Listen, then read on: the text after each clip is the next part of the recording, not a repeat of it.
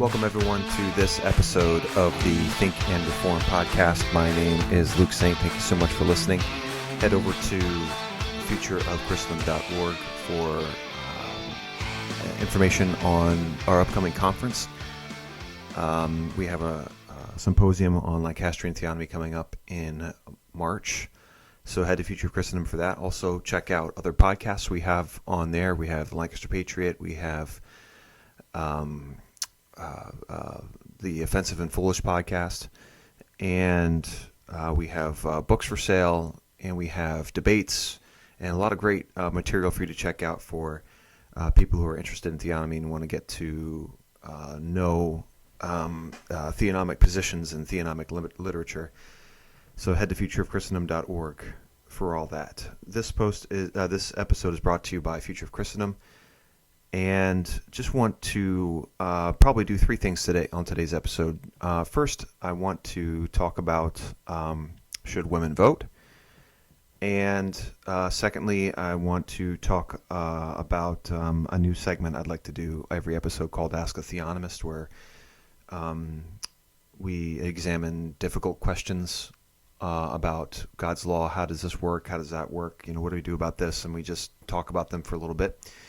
And then I want to talk about an exchange I had on Facebook with some Christian nationalists, and the issue of how do we save America and destroy the heritage at the same time, and which one do we prioritize, because we can't do both.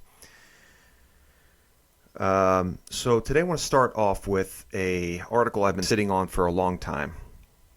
I've been sitting on this article for a long time. I first heard about it in 2017. The name of the it's not an article, it's a research paper done by John R. Lott Jr. and Lawrence W. Kenney, and it's called "Did Women's Suffrage Change the Size and Scope of Government?" Now, for my own personal opinion, I don't think, should women be voting? I can really get behind an argument for no, especially after reading this paper. I think the question is already framed incorrectly. I think the answer would be a lot easier to answer if we did not have a legislature. A legislature makes voting very dangerous and irresponsible, as we'll see here from this article. This was produced in 1999, and the introduction says, this paper examines the growth of government during this century as a result of giving women the right to vote. Using cross-sectional time series data for 1870 to 1940, we examine state government expenditures and revenues, as well as voting by U.S. House and Senate state delegations and the passage of a wide range of different state laws. Suffrage coincided with immediate increases in state government expenditures and revenue and more liberal voting patterns for federal representatives, and these effects continued growing over time as more women took advantage of the franchise. Contrary to many recent suggestions, the gender gap is not something that has risen since the 1970s, and it helps explain why American government started growing when it did. Now, I wonder, they're talking about, this is 1999, I believe, and they're talking about the gender gap already. The gender gap. So I'm not sure what they mean by the gender gap. Are they talking about the gender pay gap? I'm not sure if I read through this. I didn't see an elaborate discussion. Maybe there is one in here about the gender gap, and I'm not sure if they're talking about the pay gap or what they mean by that. They include a quote here from the Richmond Times-Dispatch, December 5th, 1996, which kind of puts the whole thing in perspective. It says, more married women did not vote for Dole. I think Bob Dole, if I remember correctly. Because of a widespread sense of societal insecurity. Quote, it is not that they distrust their husband, but they have seen divorce all around them and know they could be next. The polling company's unquote. The polling company's Kellyanne Fitzpatrick is categorical. Women see government as their insurance. So I think the meta narrative on this study is, why would women, when they're given the when they're given the right to vote, why would we see the size and government expenditure increase? Because women view the government and not the family as their safety net, right? They're more likely to vote for policies and laws that give them more security, right? There's this fear, right? This is a fear-based voting system. They're voting for insurance, right? They're voting for social safety nets because they are afraid.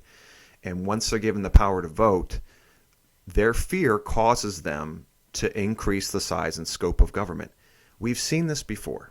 It's happening now again. And I'll talk about that once I read some highlighted portions.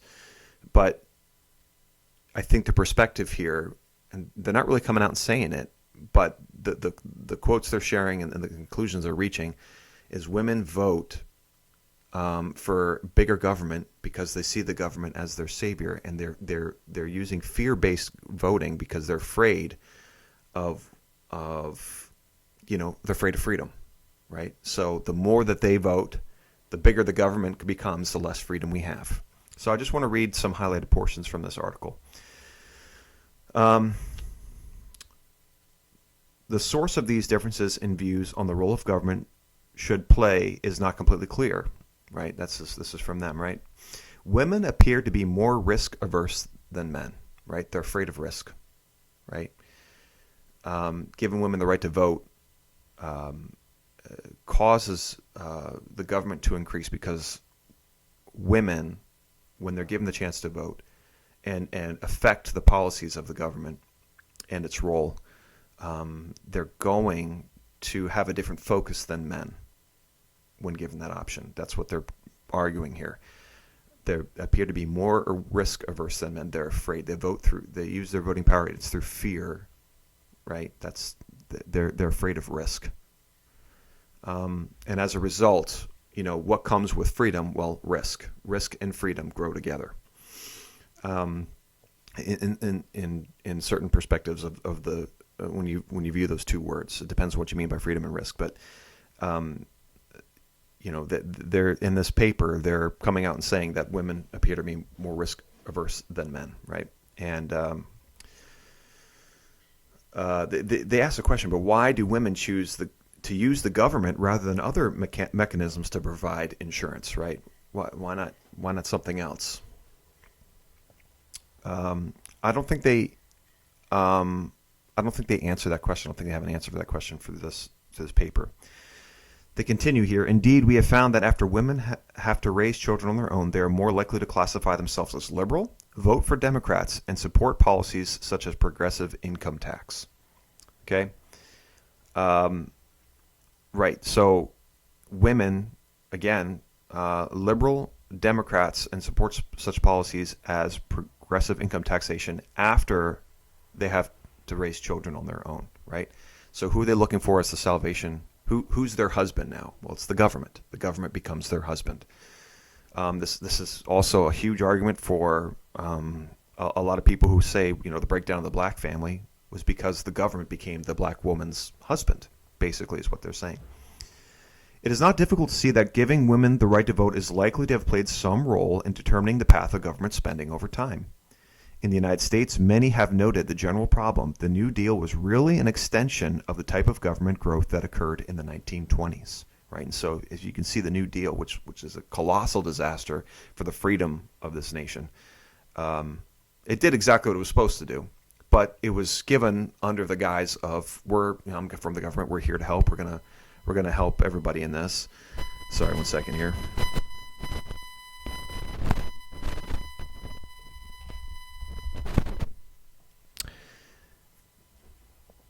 And all these theories, they say, face one significant problem. The government has not always been growing, right? And so they start to share some data here. You're going to see some data, unfortunately for those listening, you can't see it, but they're going to share data to say that this is what government expenditure looked like before women started voting, and this is what it looked like after they started voting. They say here, we propose that giving women the right to vote changed the size of the government. Okay, that's what they're proposing here. Okay, from the data and And the evidence, they are saying, giving women the right to vote changed the size of government. Okay, and for anybody who knows um, uh, and views the American ethos of um, everyone deserves the right to life, liberty, and the pursuit of happiness, those rights and those freedoms of the right to life and liberty, pursuit of happiness decrease with the increase of the government. Okay, you can't have them both growing at the same time. Okay, we can't have our freedoms grow and the government grow at the same time, right? Um, and by talking about government growth, I'm not just talking about the number of employees, but I'm talking about the actual authority given to the government. And that's what was going on with women voting. They're not just talking about, the government suddenly had more employees and the government suddenly was in more areas of the United States. That's not what's being talked about here. It's the authority and the responsibility of the government began to grow. They say here, we find that government continued to grow as female voter turnout increased over time, right? So they're finding consistent data that as the more that females went to the polls, government growth went in stride, right? So I'm going to go down here through some data. So this one right here, this is an interesting one here. You can see this, for those of you who are listening, I'll describe it for you. Figure 1, effective giving women the right to vote on the percentage of the adult population that votes. The horizontal axis shows the years before and after women were given the right to vote in different states. Year 0 is the first year in which women were allowed to vote in different states, right?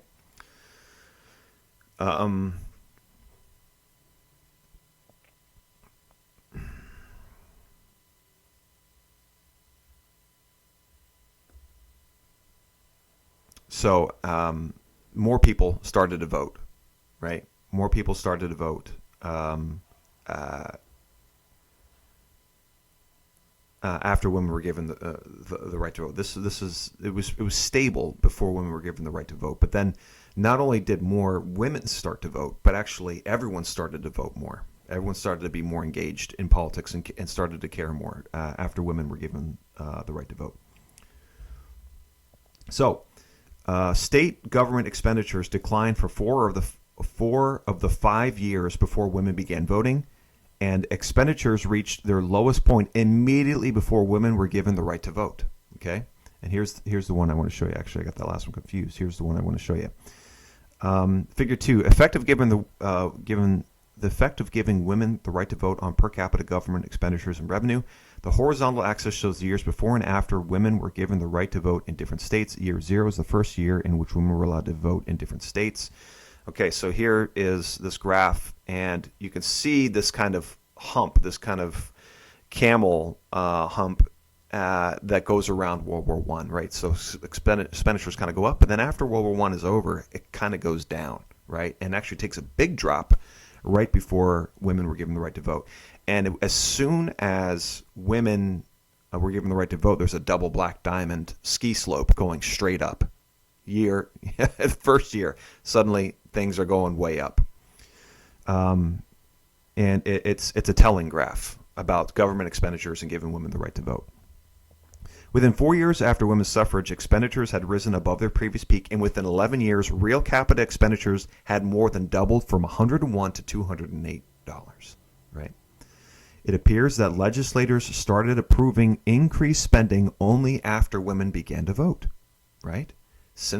I think the connection here is since women were given the right to vote, legislators started to realize, wait a sec, I can't just please the men. I got to start pleasing the women, right, if I'm going to get my job back, right? If I don't want to be voted out of office and I want to, be impressing my constituency and I want to be pleasing them, what do I have to do now, right? I have to start asking them, what do you guys want? All right, I'm not just going to the heads of household. I'm going to women now and asking them, what do you want? And it turns out they want a bigger government. Why? Because women want more security. They're security oriented. They're not freedom oriented, right? Men were more freedom oriented. Women are more safety and security oriented. But state government expenditures continued to decline for at least 1 year after the war was over, which suggested that the subsequent increase were not due to the war, right? So someone might say, well, no. The state expenditures started going up after World War I. They're saying in this paper, no. Actually, the year before women were given the right to vote, state expenditures were going down, actually. But state government expenditures continued to decline for at least 1 year after the war was over, which suggests that the subsequent increase were not due to the war. And they go through more data, and a lot of it's tied to how many people came out and started voting because of women given the right to vote. Another quote here, the right to vote made legislators more liberal and thus more inclined to support a larger role for government, right? So giving women the right to vote suddenly changed the American idea of the role of government changed with giving women the right to vote, right? I'm not going to say it was fine before then. It was not fine. But giving women the right to vote changed it and perverted it for the worse.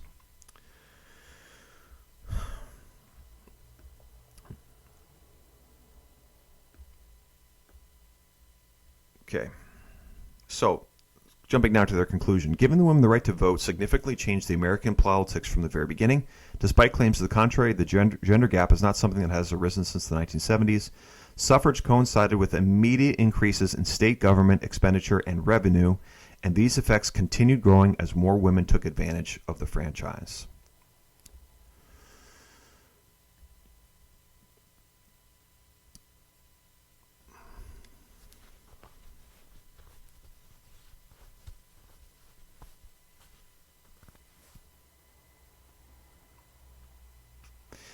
So, more work remains to be done on why women vote so differently, but our initial work provides scant evidence that it is due to self-interest arising from their employment by the government. The only evidence that we found indicated that the gender gap in part arises from women's fear that they are being left to raise children on their own. If this result is true, the continued breakdown of the family and higher divorce rates imply growing political conflict between the sexes, right? So I think when they're talking about the gender gap, I guess they're talking about the difference between male and female interests in the voting booth. I guess that's what they're talking about here. So, you can find this one. I found this one, University of Chicago, I think, published this, I think.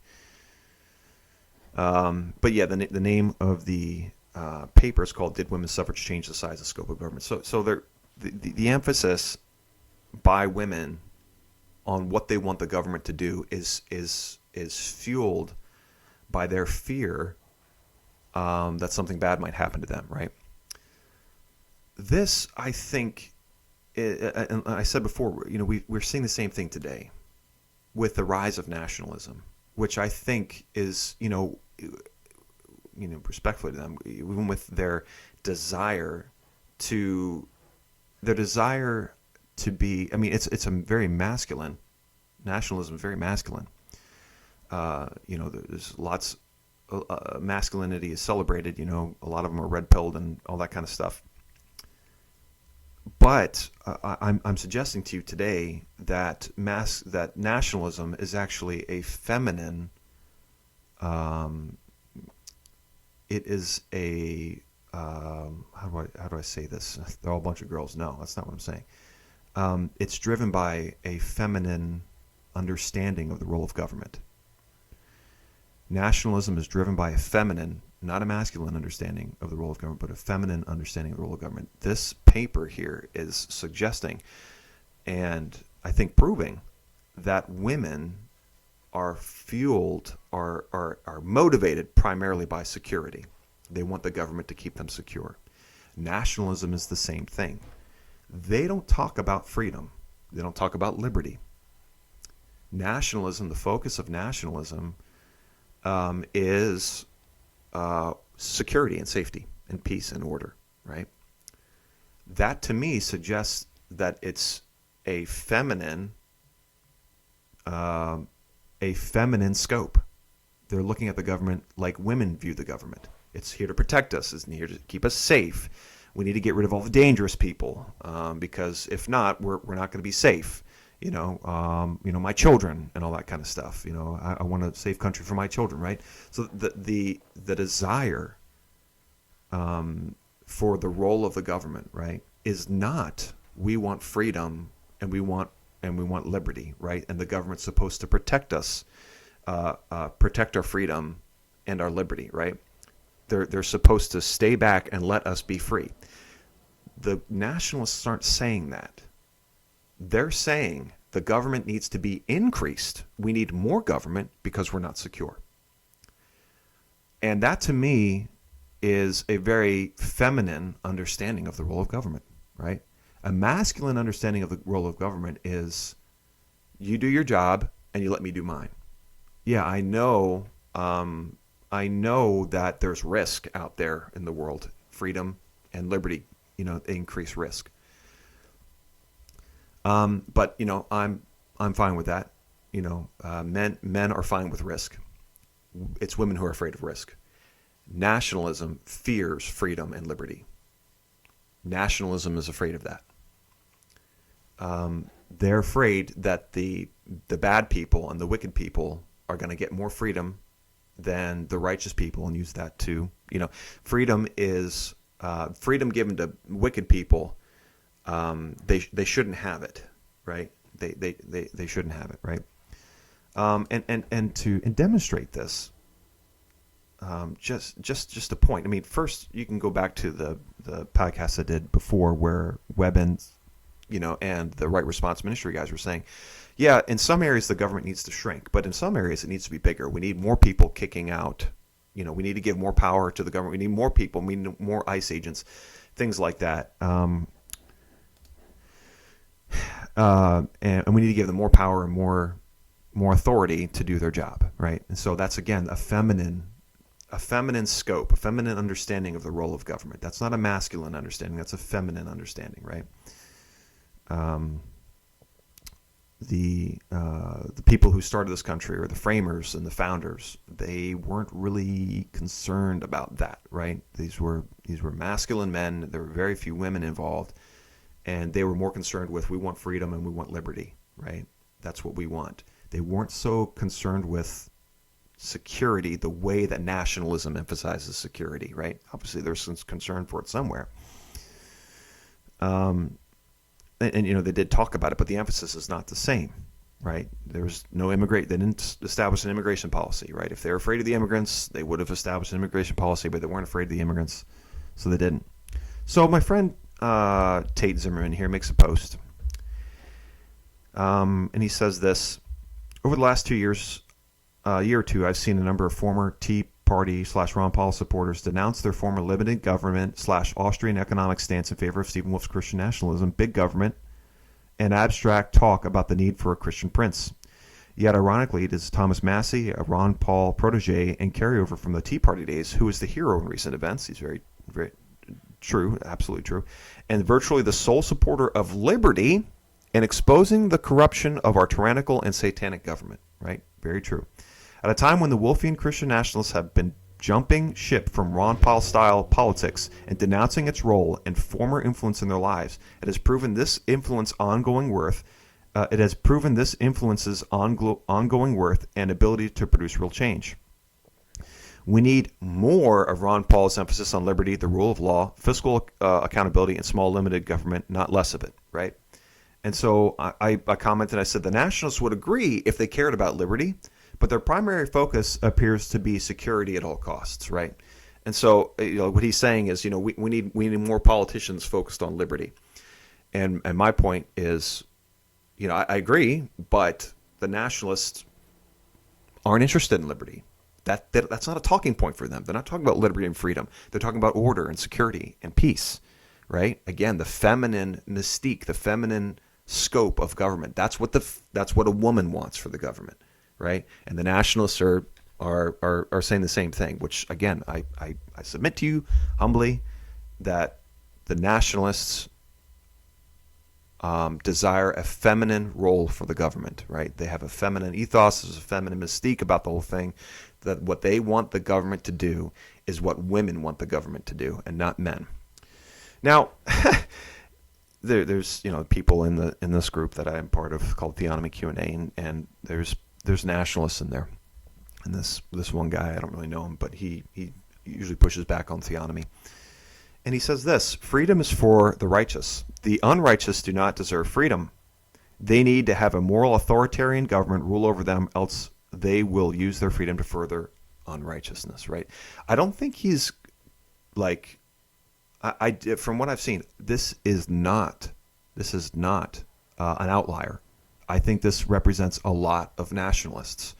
They're afraid that if the unrighteous get freedom, and there's something to this fear, because right now it's illegal through our legislature because we're smarter than God, and we don't want God's law, and we just want our principles.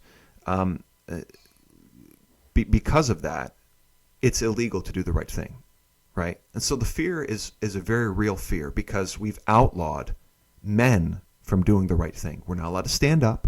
We're not allowed to put down riots. We're not allowed to protect our families and our homes. We're not allowed to say what we believe. We're not allowed to prosecute abortionists. We are not allowed to hire and fire who we want, right? It's illegal for us to do the right thing.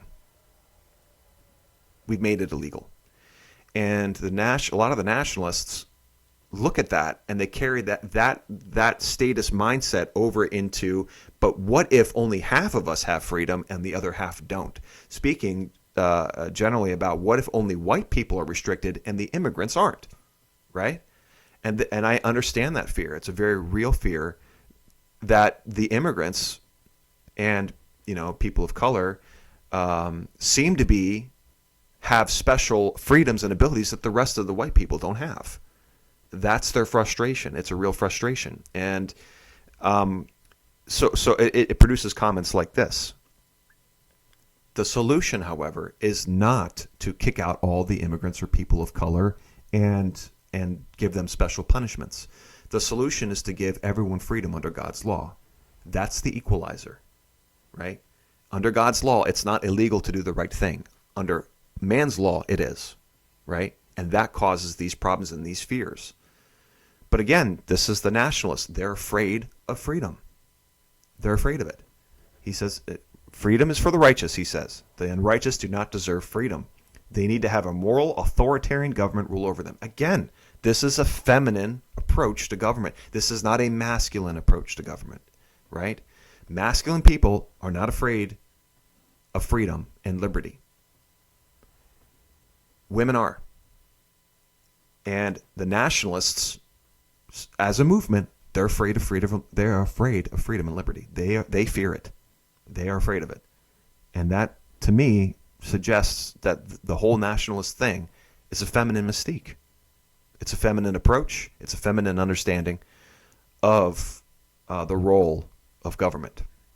So check out that if you have the time. I had to pay to get that study. Did women's suffrage change the size and scope of government? I had to pay to get it. It was like $22. Unfortunately, so if you want to check it out, you might hit a paywall, unfortunately. That's the first thing I wanted to address. The second thing I wanted to address is Ask a Theonomist.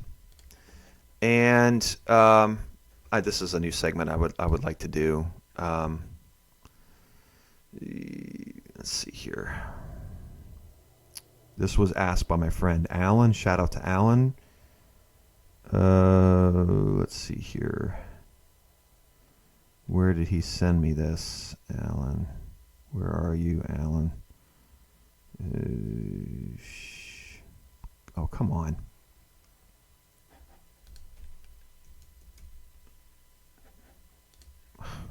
Did I go over it or something?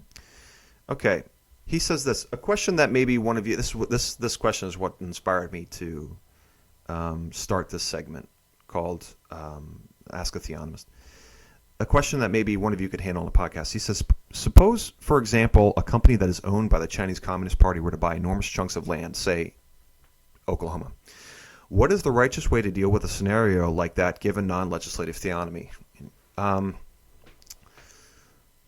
Okay, so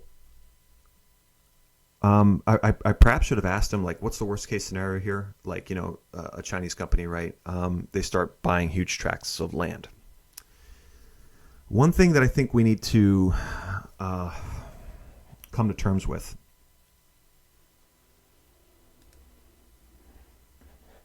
one thing I think we need to come to terms with is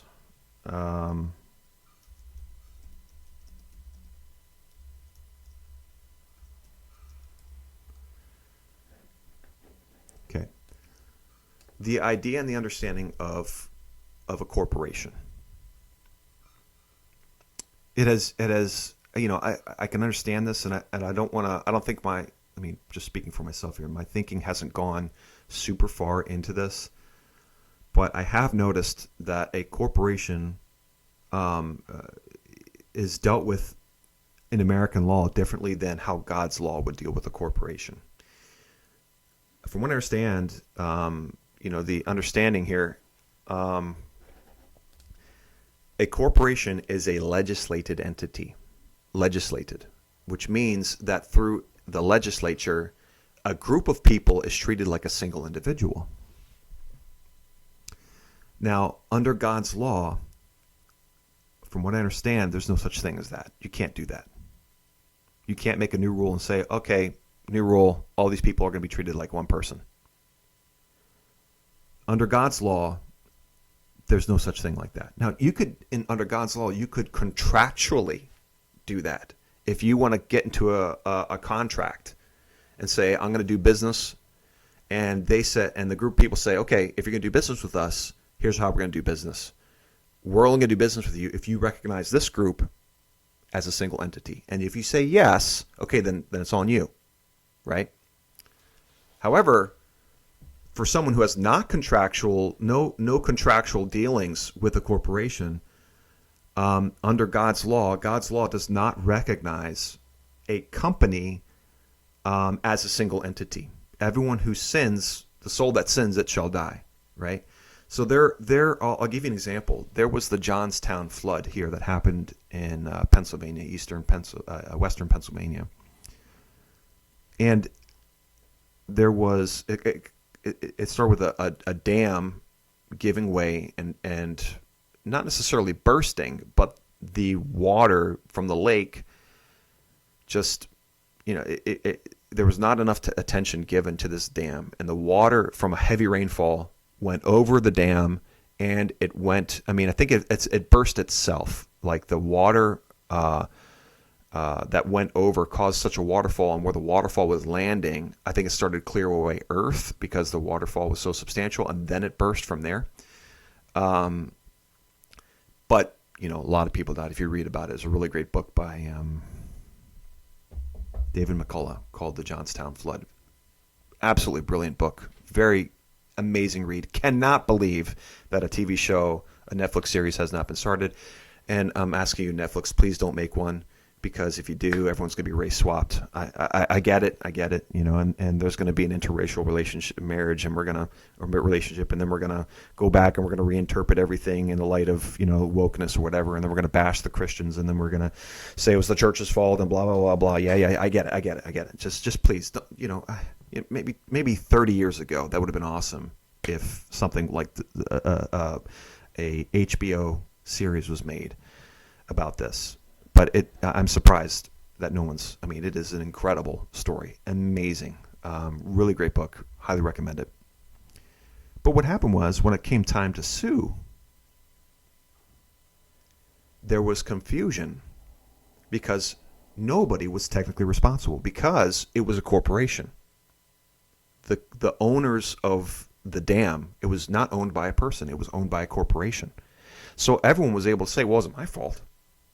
Right? It wasn't my fault. The lawsuits kind of ended in obscurity because a corporation, they could not find a single person at fault. Right? Because they were all technically responsible, and they all weren't responsible at the same time. And as a result, they hid behind the corporation status, because even though as a corporation they owned the dam, in reality, no one could say that the corporation was technically at fault, right? Because the corporation was being treated as a single person, and when it came down to the lawsuit scenario for this, they were unable to sue any one person because they were all denying responsibility.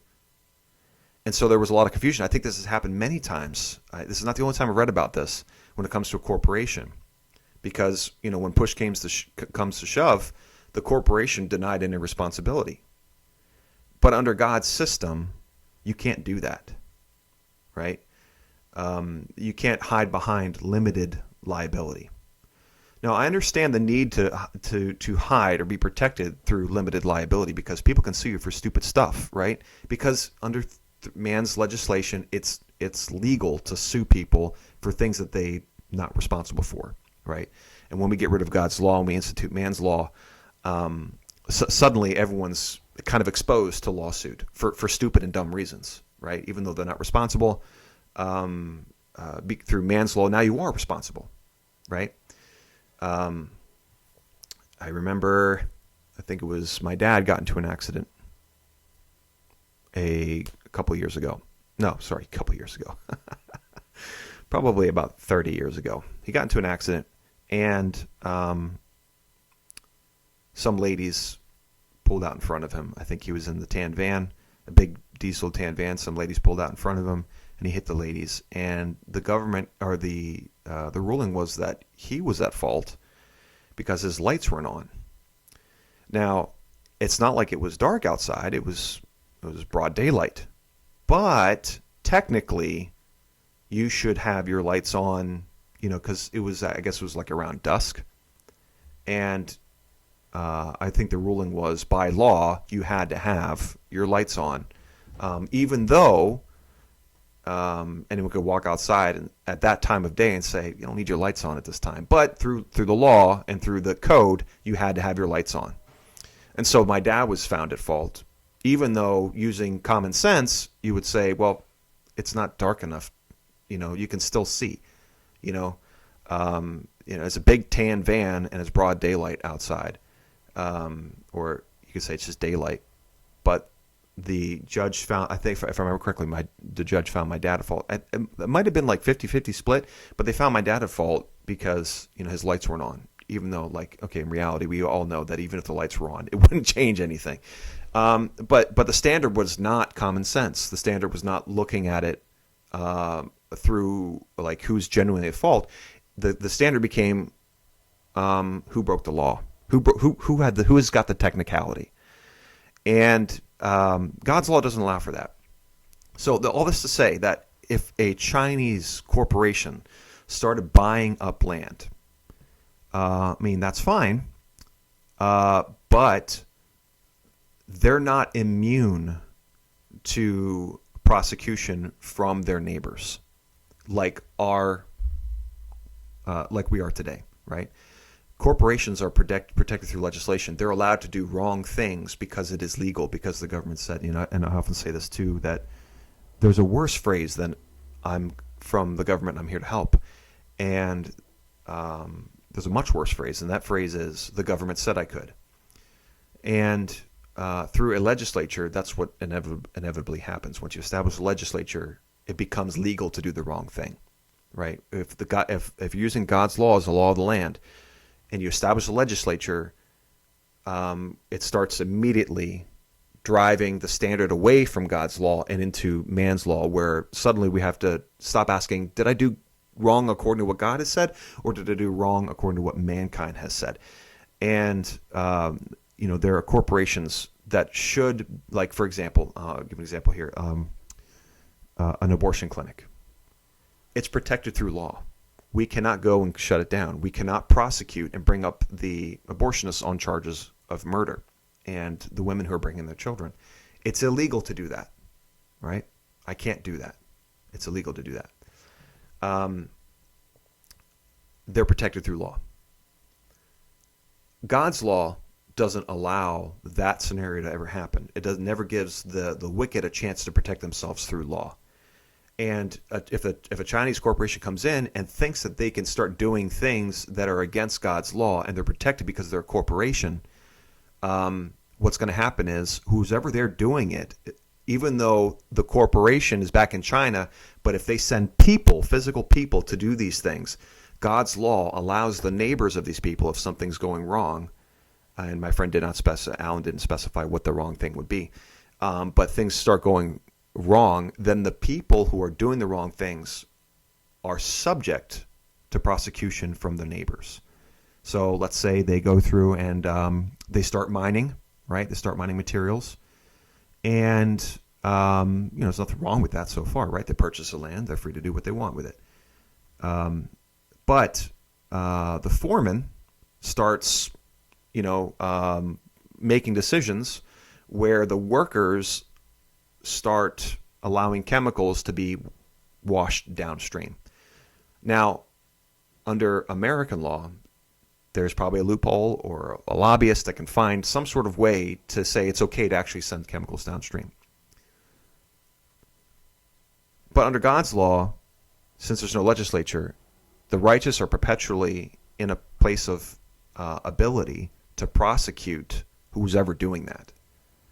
So if there's a person who's physically dumping chemicals into the water, and then the person downstream is receiving the negative consequences of that, it's under God's law and under God's system, you're always allowed to sue. Always allowed to sue. And that Chinese corporation might think, well, they can't sue us because we're a corporation. What they can do is sue who's ever doing it at the time. Maybe they can't sue the corporation back in China, but they can sue who's ever doing it next to them, who's ever physically dumping them in. They can sue that person, and you can find who's at fault, and that person will be held liably. So what would happen is the Chinese corporation would send people over. Let's say that they're up to no good, and they think they can get away with the same things they get in China, under biblical society. They buy land, and then they find out that they're not immune to prosecution from their neighbors. That we can't just do whatever we want. That we have responsibility. That if we affect someone else, they can bring us. They can bring whoever we have over there into court. And so they might think, okay, well, we're going to go over there, but we'll be protected, and it's not us doing it, right? But they're workers, the workers who are doing the wrong thing. There's no excuse in court for saying, well, yeah, I know I'm dumping chemicals, but my corporation back in China says I can. Well, under God's law, that doesn't mean anything. That means nothing. No. Okay, so what? I don't care if they said that. You're not allowed to do this. You, not the corporation, but you owe this person. You owe this person restitution because you made the decision. The corporation didn't make the decision. You made the decision. So, the Chinese the Chinese corporation realize quickly that they're not going to get anyone to work for them because no one would be able to go to this country where biblical law is the law of the land and be immune from the decisions of the corporation, right? That's what happens now. The corporation makes decisions, and they know that their workers are immune to their own decisions because you can't sue the worker. You can only sue the corporation, and that gets legal fog, and you pay so much money, and blah, blah, blah. And so there's a certain amount of protection there. But under God's law, none of that is an entity. None of that exists. So the smallest and the most powerless of the population is always able to bring to prosecute the person who is causing them damage. And there's no law that can be instituted that's going to protect wrongdoers when they're doing something wrong, right? So even if a Chinese corporation comes over here, yeah, they could, sure, ostensibly they could purchase land, and they could farm it or just hold on to it and do nothing with it, ostensibly. But they've got to remember that if they start violating God's law by idolatry or perversion, or they start harming their neighbors, they are subject to prosecution. And there's no immunity for them, right? Corporations enjoy a certain amount of immunity, warranted and unwarranted, in our statist system. But in God's law, it does not recognize a corporation as a single entity, right? Everyone who does wrong is responsible for what they do wrong, and there's no protection. And you can't say, well, I don't know, the Nazis made me execute the Jews or whatever. I was just doing my job. God's law does not recognize that. Okay, you can't pass the buck. You can't pass the blame. Now, you might be able to do it if you're in ignorance. Like, I didn't know these were chemicals that were harmful. I was just doing my job. I won't do it anymore, and I'm sorry, and whatever. So then you might be able to, look to the next person. Okay, well, who told you to do that? Who took advantage of you in that way? Again, this is called judging. It's called using wisdom and prudence to find out who's the guilty party and who wants restitution. It's a big part of God's law. That's why we have judges. So the question is,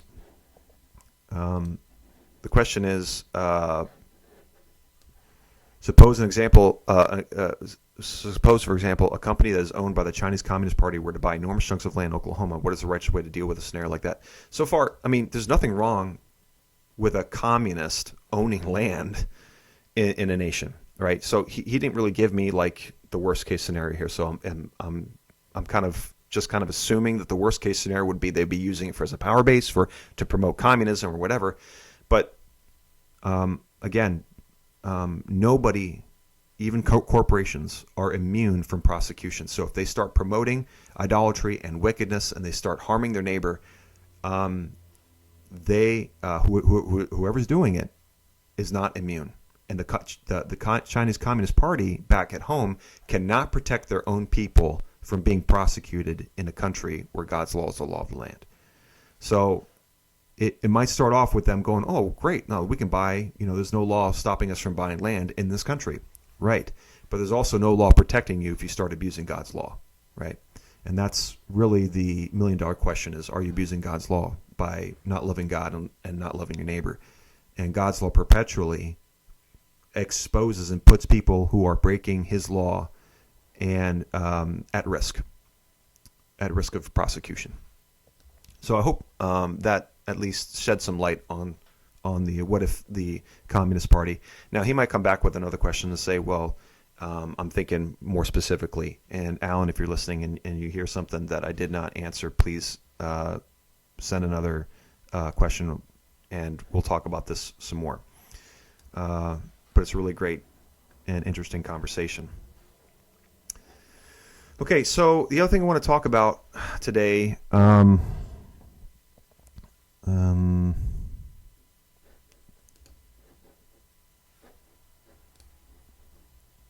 is a conversation I had with some Christian nationalists, and ended up with me getting blocked. Excuse me.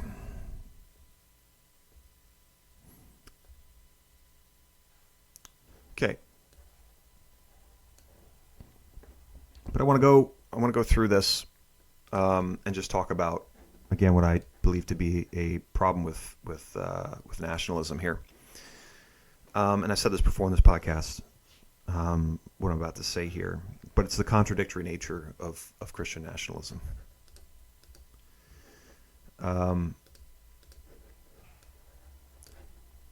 Oops, I'm going to do that.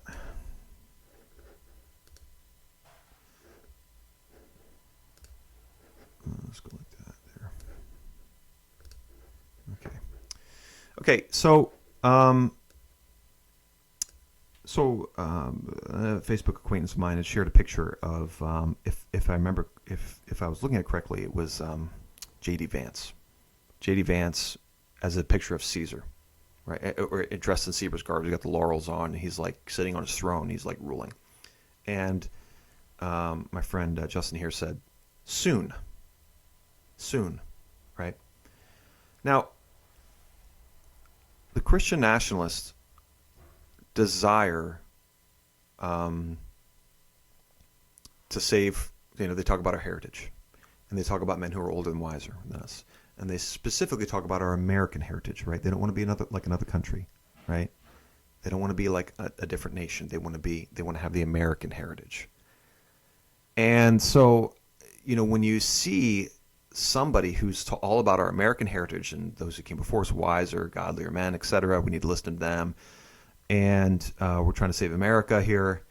And they share a picture of a Catholic who's ruling a Protestant nation as a dictator, basically. I just have to scratch my head and go, what about our heritage do you not understand? How could you be so ignorant of our heritage to share something like this? Our nation, our heritage in this nation is anti-Catholic, and it's anti-emperor, anti-Christian prince. Okay, in this nation, I'm going to say it again loud and clear, our heritage is anti-Catholic and it's anti-Christian prince. And so for someone to say, I'm all about our heritage and trying to save America, not Christendom, America. I'm trying to save America, and I want a Catholic dictator to do that. Listen, I understand in your mind if you're like, I think this guy would be a good ruler, and I don't care that he's a Catholic. Okay, I get it. I understand. But don't go around saying you're trying to save our heritage. That's not our heritage. Our heritage is anti-Catholic, and it's anti-Christian prince. Our fathers, remember these older men who are older and wiser than us? Remember, they fought bloody wars to stop J.D. Vance from ruling this country as a dictator. Right? So let's get into the conversation. I said it's posts like these that make me just shake my head at Christian nationalism. Our fathers died fighting and fleeing the Catholics and fighting a Christian prince to establish America. And here you are advocating for a Catholic Christian prince. Wild. He says, I'm advocating for real political power, actually. And so, okay, so you see the emphasis of Christian nationalism here. Again, freedom, prosperity, liberty, it's not a buzzword for them. They're not interested in that. They're for giving the state power, more power. Specifically, my group of people. And they're not necessarily Christians. It could be a Catholic, for example. So it's not necessarily for Christianity. It's for my political group. Because if it's for Christians, then he wouldn't be saying J.D. Vance. Because the Catholics historically, if we're going with heritage, historically, Catholics ruling over Protestants, not gone well. Been a bad thing for us, right? Come on, you're all about a heritage. Do your research. And then I said, by essentially spitting in the face of our fathers, that's you're advocating for real political power. And I said, and by essentially spitting in the face of our fathers, which is he's doing this meme he shared was spitting in the face of our fathers. And he replies, don't be absurd. By recognizing order at certain times requires different uses of power. Not one single form of power is ubiquitous. Okay, all right. So he didn't make the connection that he's going against our fathers. Didn't make the connection. He's saying that, order changes over time. He doesn't realize that's against the Christian nationalist ethos to say something like that because we're supposed to go with our heritage, right? It's not about recognizing what situation we're in, right? And adapting our government to that situation. Okay, you could say that, right? But just know that our heritage doesn't fit in with that because they didn't fight for a system that we can adapt to. They fought for a very specific system and they fought against a very specific office. And they did it without the help of the Catholics, by and large, right? They did it without the help of the Pope. And a lot of them came to this nation fleeing the Pope, right? Even the Catholics. So another guy jumps in and says, Comrade Long, he says, it's easier to convert a Catholic than to convert a democracy. Now, I don't know how ignorant you have to be of our heritage to say something so foolish like that. I don't know who's putting this kind of information out there. That's incredibly asinine to say something like that. Look up Charles II. I'll get into that. So I replied to Justin. I said, okay, then don't go around saying that you want what they wanted. You would have been tarred and feathered by them for posting this, right? And this is why I say Stephen Wolfie would have been tarred and feathered. Joel Webben would have been tarred and feathered. If they're walking around saying the thing around these great men, our fathers and our heritage, and we got to be like them, and honor our father and mother, fifth commandment violation, blah blah blah blah. If they were walking around when this nation was founded saying these things, they would have been tarred and feathered for it, right? And so I get it. They want a different type of government. I understand. I get you. I get it, right?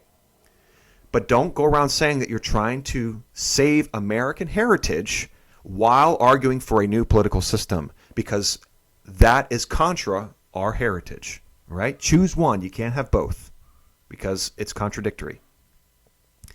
And I said, you are not preserving the heritage that they fought for, but actively working against older and wiser men than you. And then again, I'm purposefully using their buzzwords because I know these guys have used it on other people.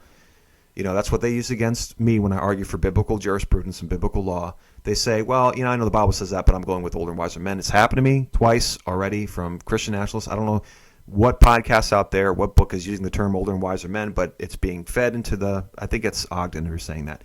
But it's being fed into the nationalist movement, and they're using it as a buzzword and as a reason to not listen to biblical law. And so I'm just using their own buzzwords, trying to say, hey, you guys aren't even following your own rules. And I respond to Conrad Long by saying, that's not what our fathers said. They called the Catholics the son of the Antichrist. I said, aren't you confessional, right? Because that's another thing that we use to not follow biblical law. We got to be confessional, right? And so another one of their standards that they don't really follow, but they just kind of nickel and dime other people on. They say, well, we got to be confessional, and we got to be. So I guess that's not working there. We got to be confessional, and we got to be. We got to be confessional. That's their term. You got to be confessional. Got to be confessional, right? Can't be biblical. You got to be confessional. So I'm purposely using all these words that they use. When I bring up biblical law, I get hit with, we can't do that because we got to go with our fathers, right? Older, wiser men. And we can't do that because we got to be confessional, right? And that's what the nationalists have been using against, theonomists. We can't do what you want because confessionalism and older and wiser men. So I'm using that on them to show them that they're not even following their own rules, right? So I asked them, aren't you confessional? And, that's a tool that they use to bash other people and say, here's why you're wrong, you're not confessional. And so he responds, being the son of the Antichrist does not mean unconvertible, irrelevant. Okay, right? But that didn't answer my question. He's not being confessional here. By arguing for a Catholic Christian prince, you're not being confessional. They would have never wanted that, right? They learned their lesson. From Charles II. And he says, the democracy contains millions of Catholics, and our founders let them vote. That was dumb.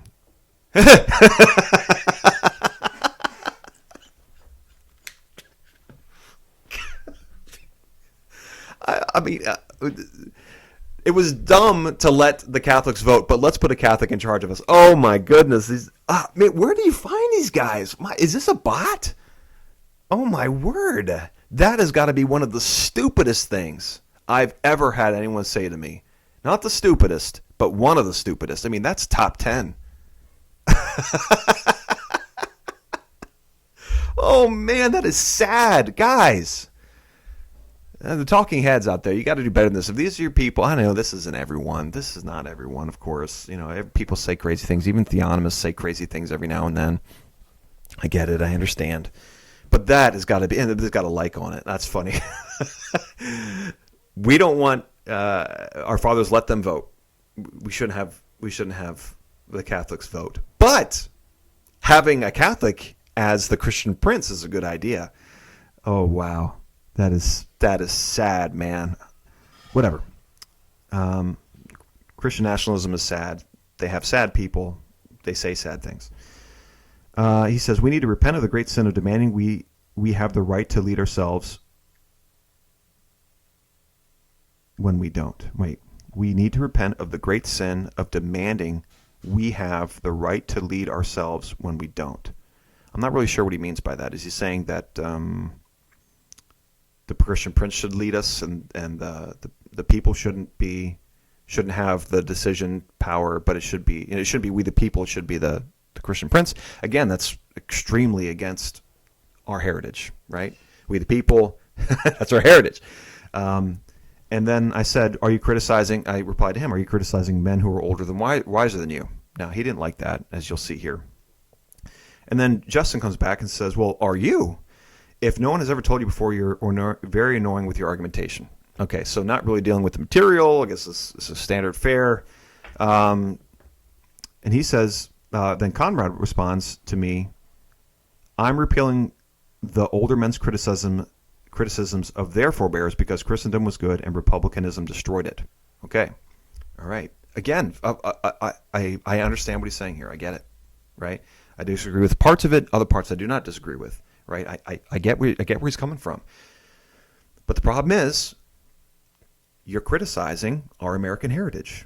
like it or not, you're criticizing the American heritage, right? So don't go around saying you're trying to save our heritage when you're criticizing it. Republicanism destroyed it, right? Now, I know this guy's going around telling people I'm trying to save our heritage, but that's the problem. It's the contradictory nature of Christian nationalism. It's destroying, by trying to save our heritage, they're trying to destroy it.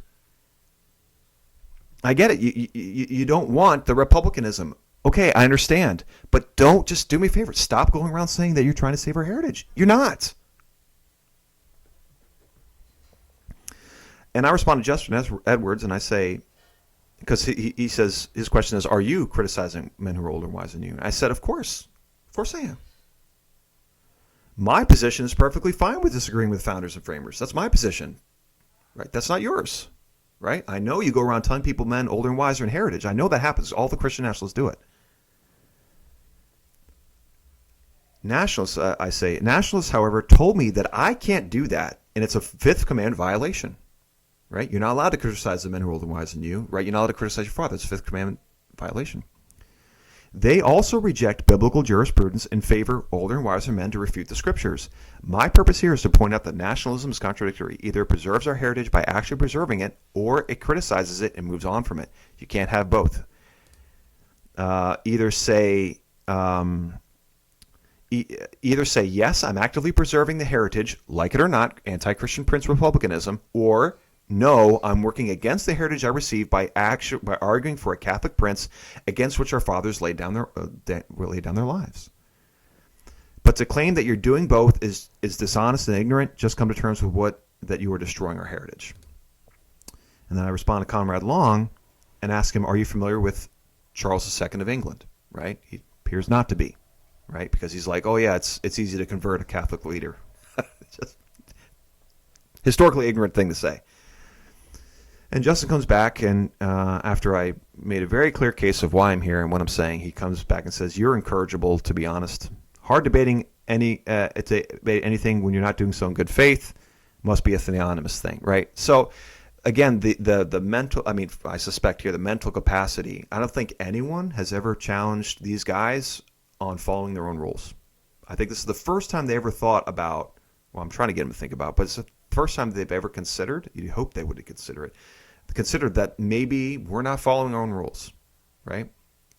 Because we're trying to tell people to honor our fathers and save our heritage, but we're arguing and trying to do something that's destroying the heritage, right? And they've never thought about it before, I think. And this is their brains, because they're in cage stage nationalism. All nationalism right now is in cage stage. Hard to deal with. I have some friends who are very level-headed and disagree with me, and we have good discussions, good back and forth, and we don't block each other or unfriend each other. We just keep asking each other questions, and we challenge each other. You guys know who you are. But a lot of these guys are in cage stage mode, and they're hard to they're hard to reason with, because they can't. They're not in the questioning mode.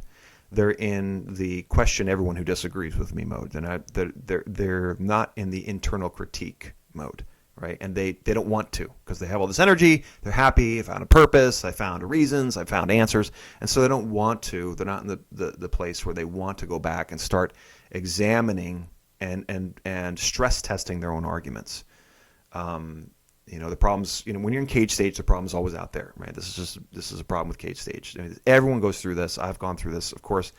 But stress testing your own arguments and internal critiques are not a characteristic of cage stageism. And these guys are in cage stage nationalism. They don't want to deal with that. That's why you have, him saying, oh, you're incorrigible. It won't even, he's never thought, it's clear that he's never thought about this.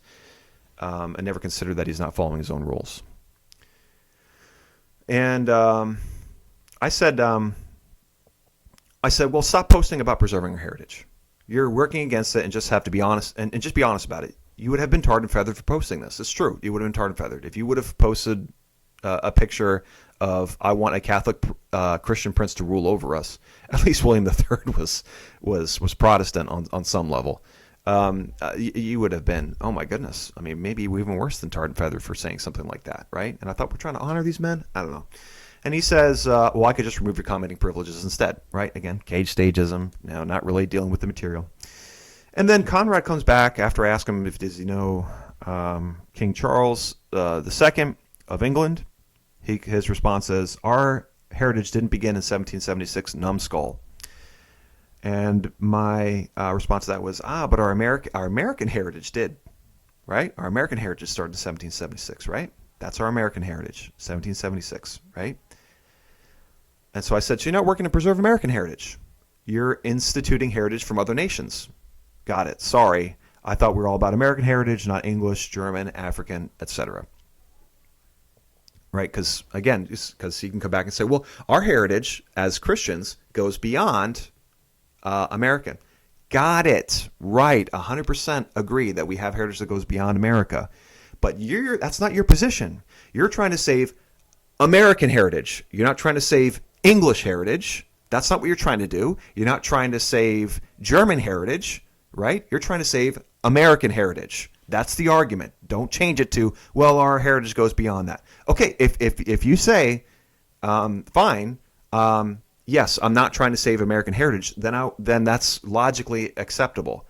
But you cannot say, I'm trying to save American heritage, and oh, by the way, I'm trying to save heritage that goes beyond America. Those two things cannot be true at the same time, right? You're going to other countries and their heritage, and you're trying to save them and trying to institute them in this country. That's anti-American heritage, like it or not.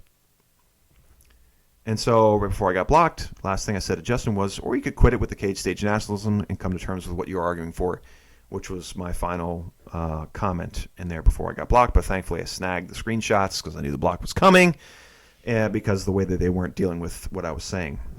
But this is a symptom of cage stage nationalism, that these people don't follow their own rules. They don't do internal critiques. In some areas, I'm sure that they do, and they've investigated. A lot of them are readers, and they do a lot of reading. They read a lot of Buchanan.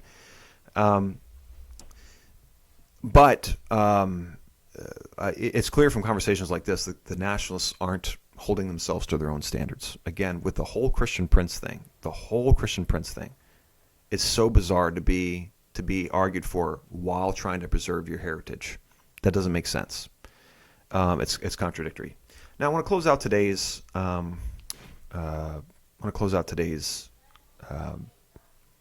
episode by playing a clip from Rushdoony here. Let's listen to what Rush has to say. Australia has problems, but at least it has a little more orientation to the present and future than England, and is thus a more hopeful area, unless Christians in England and New England and every area of the world that seeks to make itself into a museum begins to say that under God we will be oriented to the future and not to the past. A dying order lives in the past. And in that respect, the whole world is a dying order.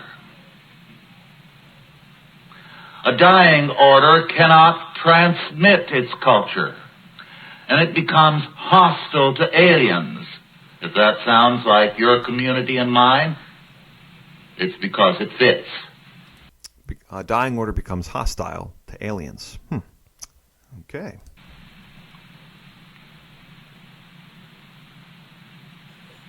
And what happens in a dying order is that only the aliens appreciate what was good in the past and are able to transmit it to the future.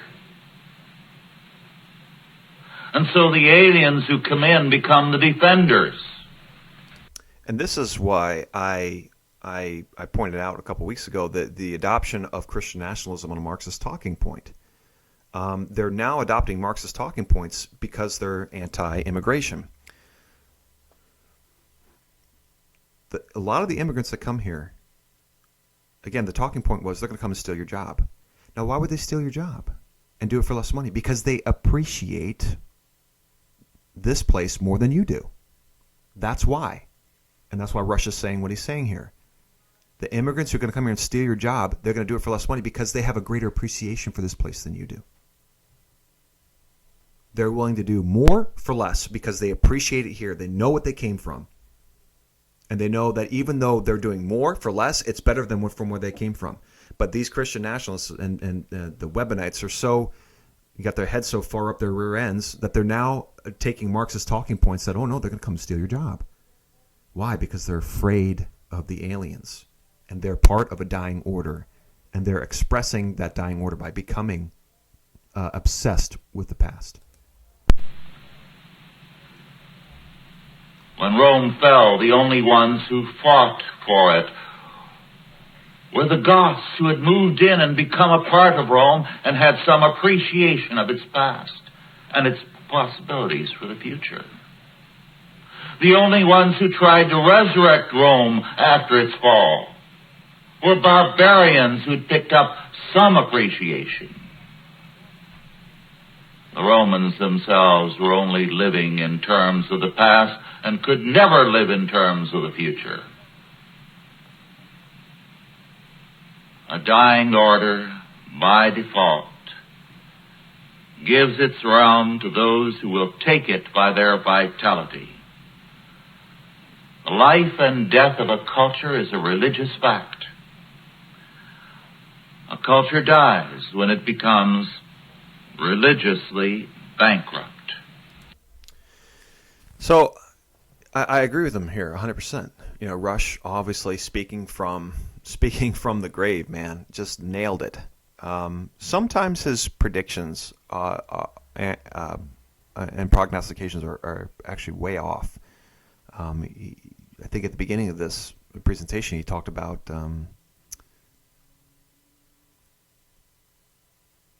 Francis.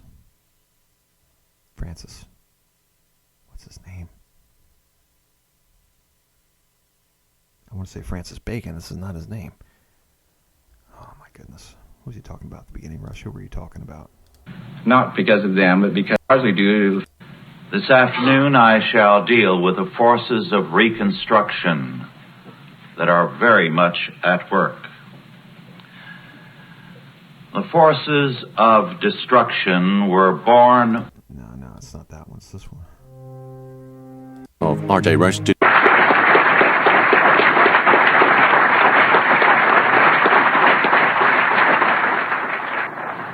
Before we begin, I'd like to make a few announcements and mention, first of all, a death that took place this week. Francis Schaeffer, a most faithful warrior of the Lord, went to his reward a few days ago. He has left behind a great inheritance of writings and works begun that will live after him.